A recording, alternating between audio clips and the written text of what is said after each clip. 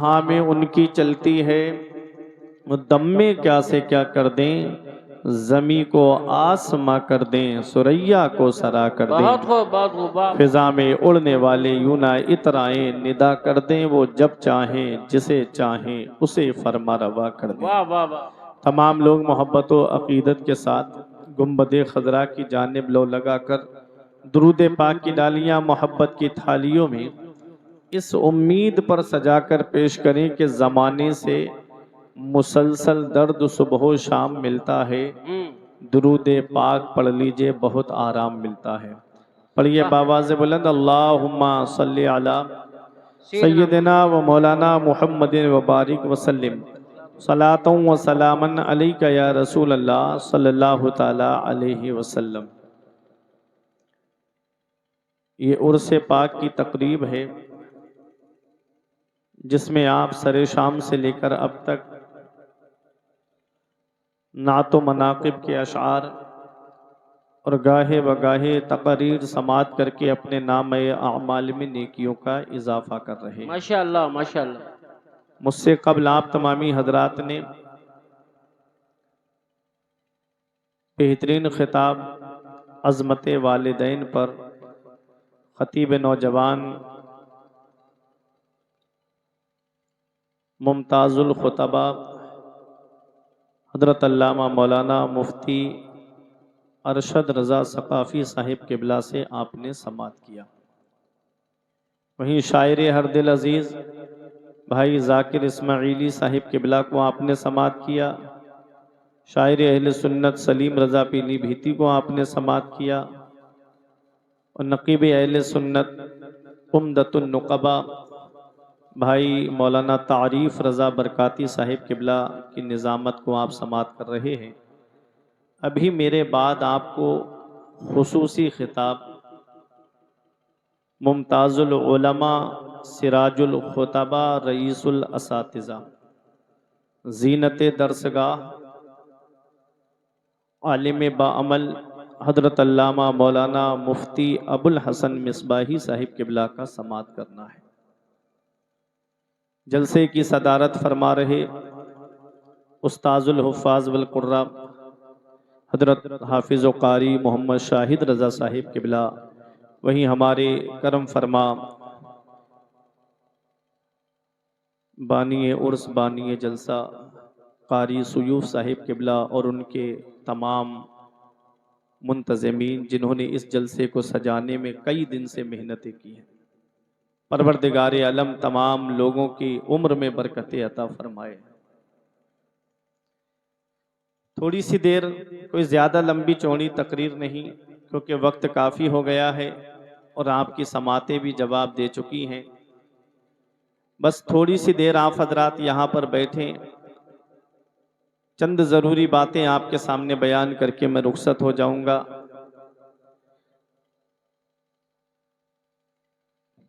तेरे होठों पे ज़माने की बुराई कैसी, तेरे होठों पे ज़माने की बुराई कैसी, एक कतरे की समंदर से लड़ाई कैसी।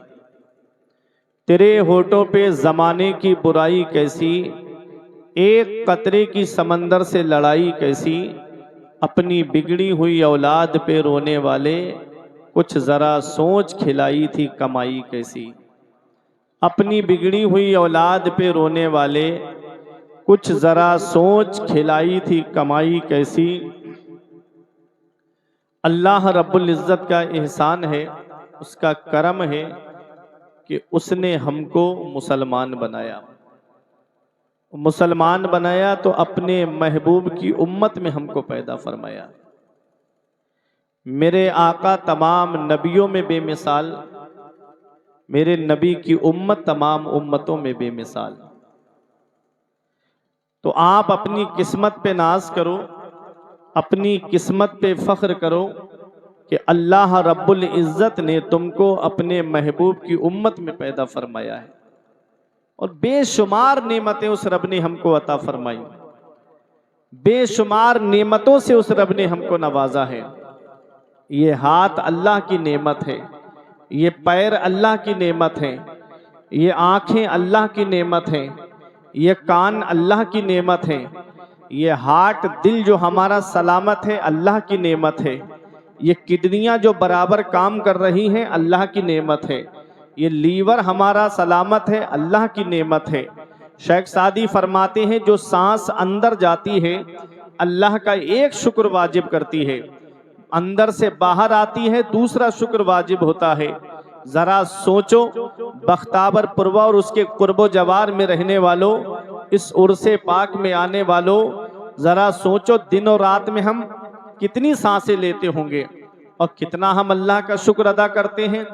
आज मस्जिदें हमारी सूनी हो गई, मदरसे हमारे वीरान हो गए, हमने सिनेमा हॉल आबाद कर दिए, आज हर घर को सिनेमा हॉल बना दिया है।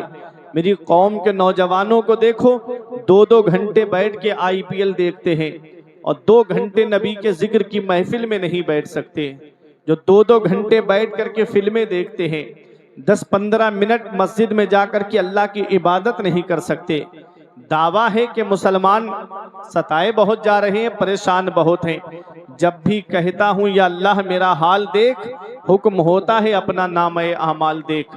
आज हमारे नामे आमाल में कोई ऐसी नेकी नजर नहीं आती जिस पे सीना तान के ये कहें कि ये नेकी हमको जन्नत में लेकर के जाएगी। आज इस्लाह मुआशरा की बात होती है। इस्लाह मुआशरा किस चीज का नाम है? इस्लाह मुआशरा तभी हो सकता है जब कौम अपने आलिमों के करीब होगी।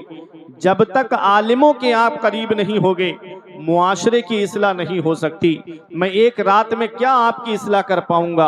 अपने इलाके के आलिमों से जुड़िए, अपनी बस्ती के आलिमों से जुड़िए, वो आपके हर वक्त काम आएंगे।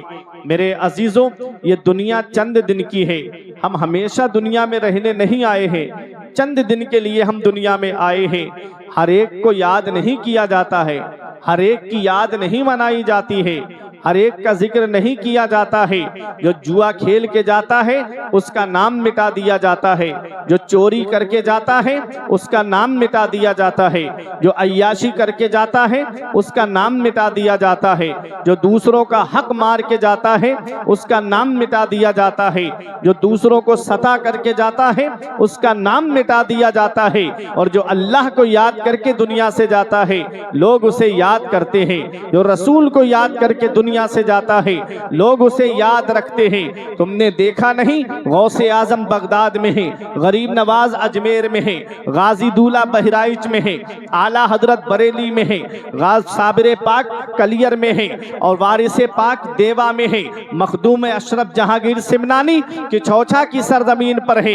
लेकिन आज भी आदमी हजारों रुपये खर्च करके कोई अजमेर जाता हुआ नजर आता है, कोई कलियर जाता हुआ नजर आता है, कोई देवा जाता हुआ नजर आता है, कोई गाजी दूल्हा के आस्ताने पे चला आ रहा है, बसों की बसें चली आ रही है, लोग परवाना वार चले आ रहे हैं, लोग दीवाना वार चले आ रहे हैं। ये क्या है?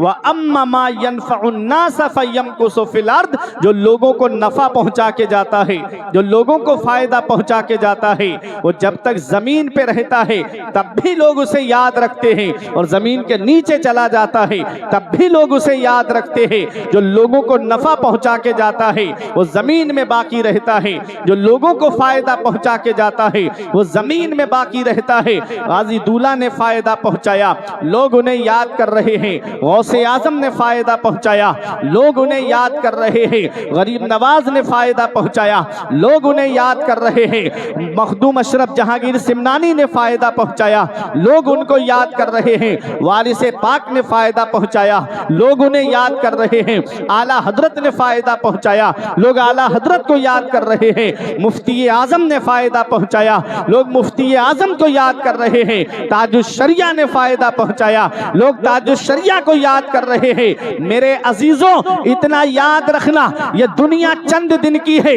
हमेशा रहने नहीं आए हैं। अभी 4 साल पहले तुमने कोरोना काल में नहीं देखा, एक एक घर में 3-3 जनाजे मैंने रखे हुए देखे। एक तरफ बाप का जनाजा रखा है, दूसरी तरफ बेटों के जनाजे रखे हैं। ऐ मेरे प्यारे मुसलमानों, अभी चंद सालों पहले तुमने नहीं देखा बड़े बड़े दौलत वाले, पैसे वाले, रुपये वाले, बिल्डिंगों में रहने वाले गंगा नदी के किनारे बेगोरो कफन पड़े हुए थे। अरे किस्मत वाला है वो बाप जो औलाद के कांधे पे कब्रिस्तान चला जाए, नसीब वाली है वो औलाद जो बाप के कांधे पे कब्रिस्तान चली जाए, किस्मत वाला है वो भाई जो भाइयों के कांधे पे कब्रिस्तान चला जाए, नसीब वाला है वो रिश्तेदार जो रिश्तेदार के कांधे पे कब्रिस्तान चला जाए। जब दुनिया से जाना हो तो इस हाल में दुनिया से मत जाना कि इधर जनाजा उठे उधर मोहल्ले के लोग कहे एक जुआरी का जनाजा जा रहा है, एक शराबी का जनाजा जा रहा है, एक अय्याश का जनाजा जा रहा है, दूसरों का हक मारने वाले का जनाजा जा रहा है। इस हाल में मत जाना, बल्कि इस हाल में जाना कि इधर जनाजा उठे उधर इमाम साहब कह दे गद्दार मुस्तफा का नहीं वफादार मुस्तफा का जनाजा जा रहा है, आशिके रसूल का जनाजा जा रहा है, गुलाम रसूल का जनाजा जा रहा है। जब इस हाल में जाओगे तो यही कहोगे ये नाज ये अंदाज हमारे नहीं होते, दामन में अगर टुकड़े तुम्हारे नहीं होते बेदाम ही बिक जाइए। बाजारे नबी में इस शान के सौदे में खसारे नहीं होते, मिलती ना अगर भीख हुजूर आपके दर से इस ठाठ से मंगतों के गुजारे नहीं होते। जिंदाबाद जिंदाबाद, वाह वाह क्या बात है, सुभान अल्लाह बेशक। इस ठाठ से मंगतों के गुजारे नहीं होते। मेरे अजीजों, आज हम परेशान हाल हैं, एक दूसरे से शिकवा करते कि आज हम परेशान बहुत हैं, लेकिन आओ मैं आपको बताऊं, दुआएं हो रही हैं लेकिन दुआएं कबूल नहीं। वजह क्या है? सूफिया फरमाते हैं दो चीजों पे आदमी गौर कर ले उसकी दुआएं कबूल हो जाएंगी, एक सिद्क़े मकाल, दूसरा अक्ले हलाल। जब बोले तो सच बोले और जब खाए तो हलाल खाए। आज ये हलाल कमाई पर भी हमारी तवज्जो इल्ला माशाल्लाह बहुत कम है। आदमी सोचता है पैसा हो चाहे जैसा हो। आओ मैं आपको एक शख्सियत का जिक्र सुनाता हूं। मर्व शहर, वहां के एक काजी साहब थे जिनका नाम था काजी नूह। उनकी एक बेटी थी और वो बेटी जब जवान हुई तो बेटी के रिश्ते के बारे में उन्होंने सोचा कि लाओ मैं अपनी बेटी का रिश्ता करूं। रिश्ता करने का जब इरादा किया, आप भी बेटियों वाले हैं, जब बेटी जवान हो जाती है आदमी के जहन में बातें आती हैं कि मैं उसका रिश्ता करूं, लेकिन सोच अलग होती है, जहनियत अलग होती है। कोई सोचता है मेरी बेटी का रिश्ता अमीर घराने में हो जाए, कोई सोचता है मेरी बेटी का रिश्ता बड़े घराने में हो जाए, कोई सोचता है मेरी बेटी का रिश्ता वहां हो जाए कि लड़के की गवर्नमेंटी जॉब हो, कोई सोचता है मेरी बेटी का रिश्ता वहां हो जाए कि लड़के का अपना कारोबार हो। बहुत कम लोग होते हैं जो ये सोचते हैं कि मेरी बेटी का रिश्ता उस घर में हो जाए जो लड़का दीनदार हो, जो लड़का परहेजगार हो, जो लड़का मुत्तकी हो। यहाँ पहुँच करके एक बात मैं आपको बता दूं, दौलत जमीन के ऊपर काम आती है, खानदान जमीन के ऊपर काम आता है, दीनदारी वो चीज है जो जमीन के ऊपर भी काम आती है, जमीन के नीचे भी काम आती है। पैगंबर इस्लाम ने क्या पैगाम दिया था? नबी फरमाते हैं तुनकहुल मरअतु लिअरबइन लिमालिहा व लिहसबिहा व लिजमालिहा व लिदीनिहा फज़फुर बिज़ातिद्दीन। नबी फरमाते हैं जब किसी औरत से निकाह किया जाता है तो उसकी चार चीजें देख के निकाह किया जाता है। या तो लड़की का माल देख के निकाह किया जाता है, या उसका खानदान देख के निकाह किया जाता है, या उसका हुस्न व जमाल देख के निकाह किया जाता है, या उसकी दीनदारी को देख के निकाह किया जाता है। नबी फरमाते हैं फज़फुर बिज़ातिद्दीन, ऐ मेरे उम्मती जब तू निकाह करे तो लड़की का माल मत देखना, उसका खानदान मत देखना, उसका हुस्न व जमाल मत देखना, बल्कि उसकी दीनदारी को देखना, उसकी परहेजगारी को देखना। दीनदार लड़की जब तुम्हारे घर में आएगी तो दीन नस्लों तक पहुंच जाएगा। दीनदार लड़की जब तुम्हारे घर में आएगी उसकी कदमों की बरकत से अल्लाह इतनी बरकतें अता फरमाएगा कि तुम्हारी नस्लें खाएंगी तब भी वो बरकत खत्म नहीं होगी।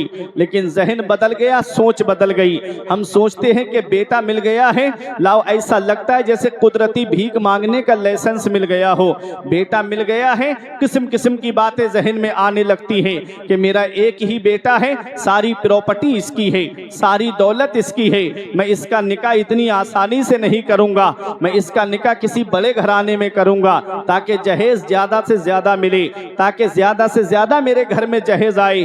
आज ये जहेज की लंबी लंबी डिमांडों ने मेरे मुआशरे को तबाह कर दिया।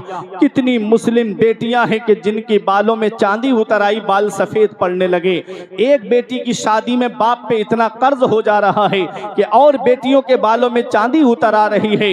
ऐ मेरे प्यारे मुसलमानों, मैं आपसे पूछना चाहता हूं, जब मुस्लिम बेटियां आंसू बहाती होंगी तो क्या मेरे नबी को तकलीफ नहीं पहुंचती होगी? क्या पैगंबर इस्लाम को तकलीफ नहीं पहुंचती होगी? मेरा नबी तो वो है जो काफिरों का रोना ना देखे, मेरा नबी तो वो है जो काफिरों के आंसू ना देखे।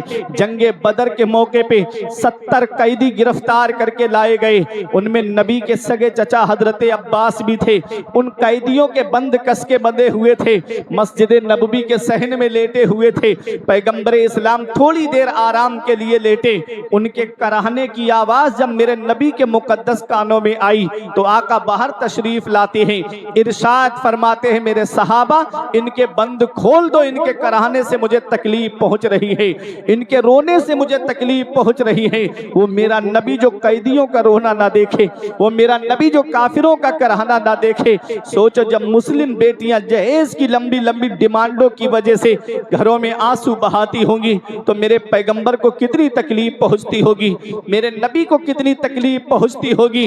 ऐ लोगों, शादी करो तो ऐसी करो सादगी के साथ जैसे अली का अक्द हुआ फातिमा के साथ। जरदार देख कर ना जमींदार देख कर, रिश्ता करो नबी का वफादार देख कर। कोई इंसान किसी इंसान को क्या देता है? आदमी सिर्फ वसीला है, खुदा देता है। अपने रब से मांगो, अपने रसूल से मांगो। ये दुनिया वाले देंगे चंद सालों में खत्म हो जाएगा, मदीने वाले देंगे नस्लें खाएंगी तब भी उसकी बरकत खत्म नहीं होगी। मेरे प्यारे मुसलमानों, आज मैं आपको बताता हुआ चलूं, एक आदमी भी इतने बड़े मजमे में से मुझे बता दे, क्या किसी को ससुराल के पैसे से अमीर होते हुए देखा? क्या किसी को ससुराल के पैसे से मालदार होते हुए देखा? वो पैसा चंद सालों में खत्म हो जाता है। 4-5 लाख मिल भी गए तो 1 साल चलेंगे, 2 साल चलेंगे, 3 साल तक चलेंगे। कितने साल हमने फर्नीचर को दीमक को खाते हुए देखा, गाड़ियों को हमने डैमेज होते हुए देखा। चंद सालों में वो सामान खत्म हो जाता है। ऐ मेरे प्यारे मुसलमानों, अपने जहन को करीब करिएगा। किसी का दिल दुखा करके अपना घर नहीं भरना है, किसी को तकलीफ पहुंचा करके अपना घर आबाद नहीं करना है। ऐ मेरे प्यारे मुसलमानों, पैगंबर इस्लाम की शरीयत को अपनाओ, नबी की सुन्नत पर चलो, पैगंबर इस्लाम के बताए हुए रास्ते पे चलो। और जब बेटे की शादी का मामला आए, जब इंतकाल हो जाए हमारे घर में, तब हम मौलवी साहब के पास आते हैं, आलिम साहब के पास आते हैं, हाफिज साहब के पास आते हैं। हजरत वो तरीका बता दो ताकि मेरे अजीज की मगफिरत हो जाए। बेरी की लकड़ी पर कौन सी सूरत पढ़ी जाएगी, छुआरों पर कौन सी सूरत पढ़ी जाएगी, चनों पे क्या पढ़ा जाएगा, तब हम अपने आलिमों के पास आते हैं। और जब बेटे की शादी का वक्त आता है, जब खुशी का मौका आता है, तब हम अपने आलिमों के पास नहीं आते। गम में तुम्हें आलिम याद आते हैं, खुशी के मौके पे आलिमों को क्यों भूल जाते हो? जब बच्चे की शादी का वक्त आए तब अपने आलिमों के पास आकर कहो, हजरत वो तरीका बताओ जो नबी की सुन्नत के मुताबिक हो, हजरत वो रास्ता बताओ जो पैगंबर इस्लाम की शरीयत के मुताबिक हो, हजरत वो तरीका बताओ जिससे मेरा रब मुझसे राजी हो, मुझसे मेरा रसूल मुझसे राजी हो जाए। जब इस तरह से शादी करोगे तो तुम्हारे घर में खुशियां ही खुशियां होंगी। और जब निकाह के मौके पर, नबी की सुन्नत के मौके पे जब शैतान को शामिल कर लिया जाता है तो अल्लाह उस शादी से बरकतें उठा लेता है, अल्लाह उस शादी से सुकून उठा लेता है, अल्लाह उस शादी से रहमतें उठा लेता है। जब शादी के मौके पे कोई डांस पार्टी ला करके नचवा रहा है, कोई बैंड बजवा रहा है, बताओ डांस पार्टी जिस शादी में नाचे क्या उस शादी में बरकत होगी? जिस शादी शादी में बैंड बजे, क्या उस शादी में बरकत होगी? यही वजह है कि चंद सालों के अंदर चंद दिन नहीं गुजरते। नारे तकबीर, नारे रिसालत, नारे रिसालत, खलीफा हुजूर ताजो शरिया, खलीफा हुजूर ताजो शरिया, खलीफा हुजूर गुलजार मिल्लत, खलीफा हुजूर गुलजार मिल्लत, खलीफा हुजूर गुलजार मिल्लत हजरत अल्लामा मौलाना मुफ्ती मोहम्मद अब्दुल हसन साहब क़िबला। नारे तकबीर, नारे रिसालत।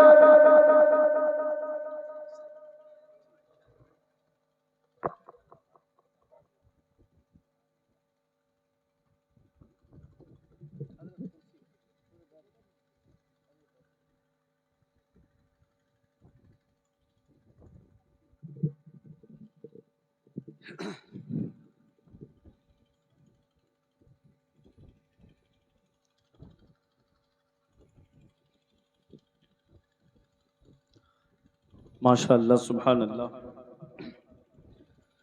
जिस शख्सियत का हम और आप काफ़ी देर से इंतज़ार कर रहे थे,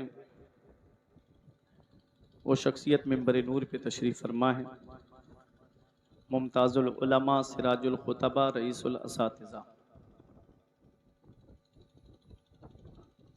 जिस तरह समंदर के पुरअसरार सुकूत और उसकी गहराई और गिराई के तारुफ की ज़रूरत नहीं, जिस तरह आसमान पर मुस्कुराते हुए सितारों की तारुफ की ज़रूरत नहीं, ऐसे ही कुछ मुमताज़ और मुनफरिद शख्सियतें होती हैं जिनके तारुफ की चंदा हाजत व ज़रूरत नहीं होती।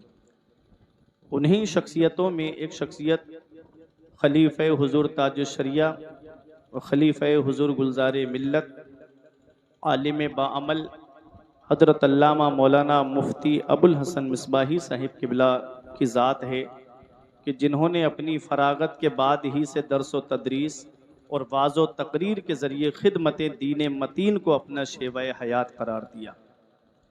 आज जिनके शागिर्द, जिनके तलामिज़ा हिंदुस्तान के मुख्तलिफ़ गोशों में आला मनासिब तदरीस व इफ्ता पर फाइज़ हैं, वो शख्सियत हमारे और आपके दरमियान तशरीफ़ फरमा है। मैंने कहा था ना कि मुआशरे की इस्लाह तभी हो सकती है जब कौम अपने आलिमों के करीब होगी।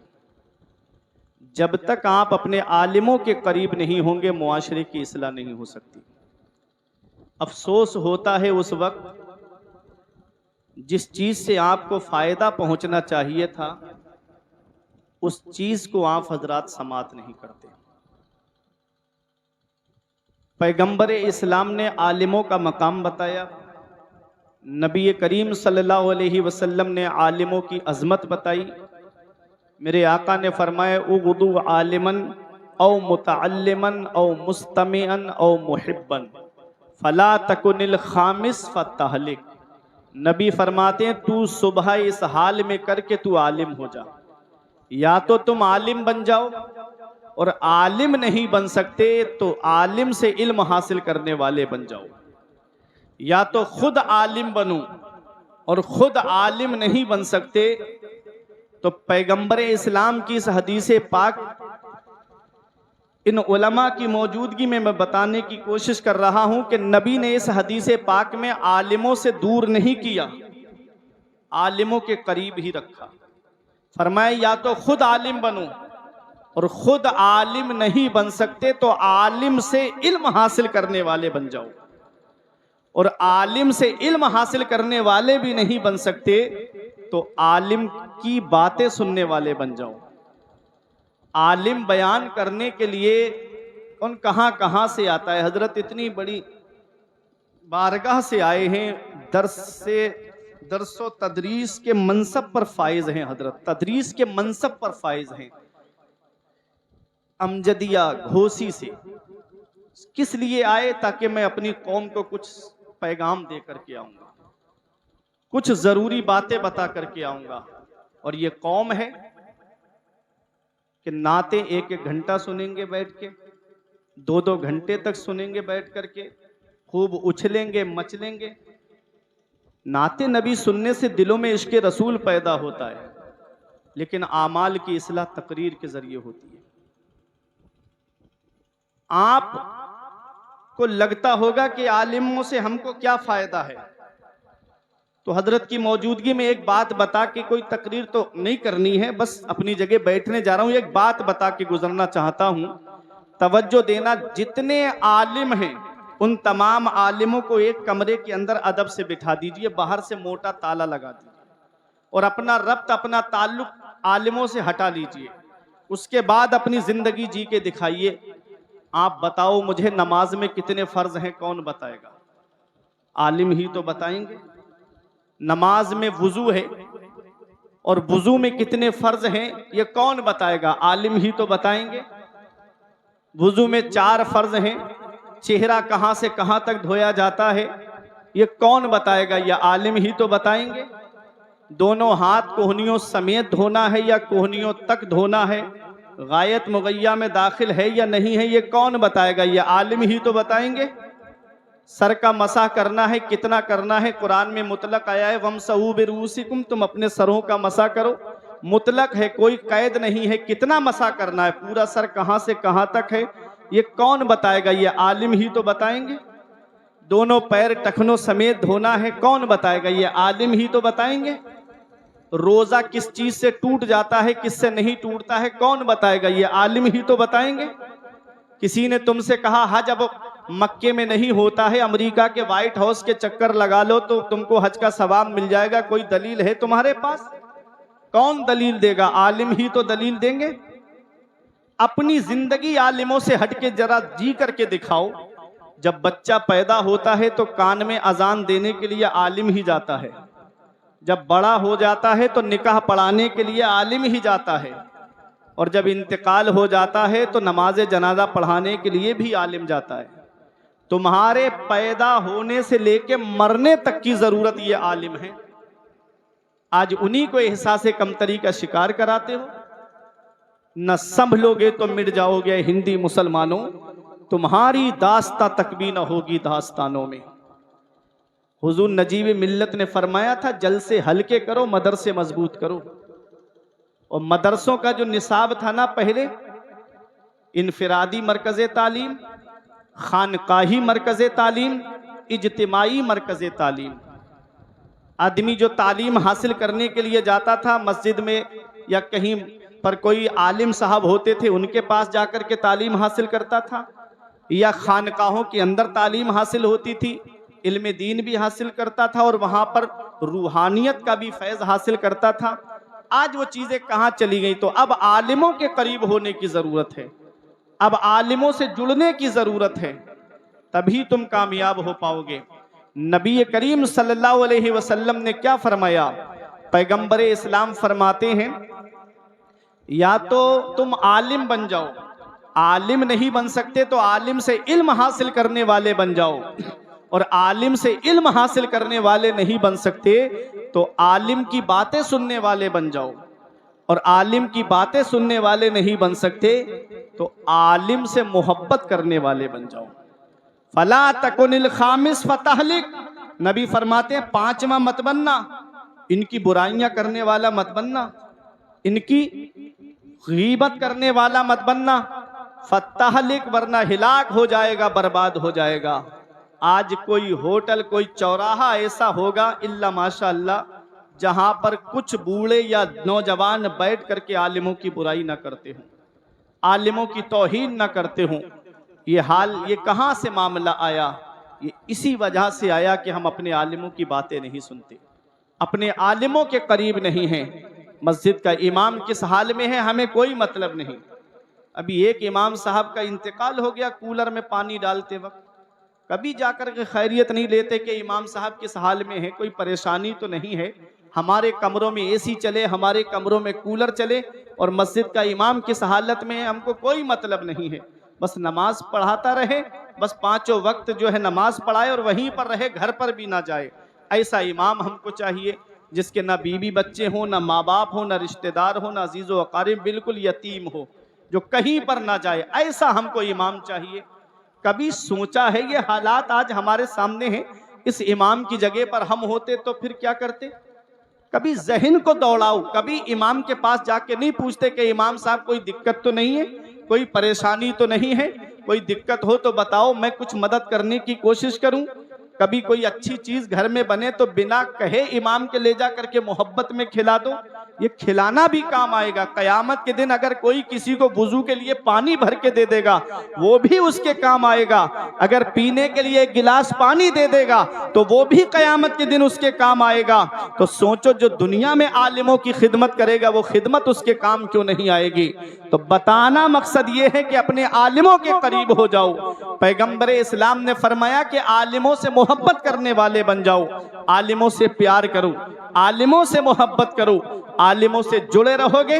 हजरत अल्लामा जलालुद्दीन सयूती अलैहिर्रहमा एक हदीस उबादा नकल करते हुए फरमाते हैं, मन नजरा इला वजहिल आलिम नजरा खलक़ल्लाहु तआला मिन तिलकल नजरती मलका, कि जो आलिम के चेहरे की तरफ मोहब्बत से देख ले तो अल्लाह ताला उस मोहब्बत नजर की वजह से एक फरिश्ते को पैदा फरमाता है, यस्तगफिरु लहू इला यौमिल क़ियामा, जो आलिम के चेहरे की तरफ मोहब्बत से देखने वाले के लिए बख्शिश और मगफिरत की दुआ करता रहता है क़यामत तक। तो कितना बड़ा सवाब है आलिमों के चेहरे की तरफ देखना। क्या अच्छा होता कि आप जिम्मेदार आलिमों के बयान को सुनते और यहाँ से कुछ लेकर के जाते, कुछ पैगाम लेकर के जाते, कुछ सबक लेकर के जाते। परवरदिगार आलम हम सबको अक्ल सलीम अता फरमाए। एक आखिरी बात मैं बता दूं, आलिम क्या है? वही चीज आलिम है क्या? नबी फरमाते हैं, एक आलिम शैतान पर 1000 आबिदों से ज्यादा भारी है। 1000 आबिदों से ज्यादा भारी है एक आलिम शैतान पर। तो आलिमों का मकाम बहुत बुलंद है, बहुत बड़ा मर्तबा है। हजरत अल्लामा मुफ्ती अबुल हसन मिसबाही साहिब किबला मिंबर नूर पे तशरीफ फरमा है, जिम्मेदार आलिम है। इनकी मौजूदगी में मैं आपके सामने क्या लबकुशाई करूं। बस दुआ है कि परवरदिगार आलम हजरत की उम्र में बरकतें अता फरमाए।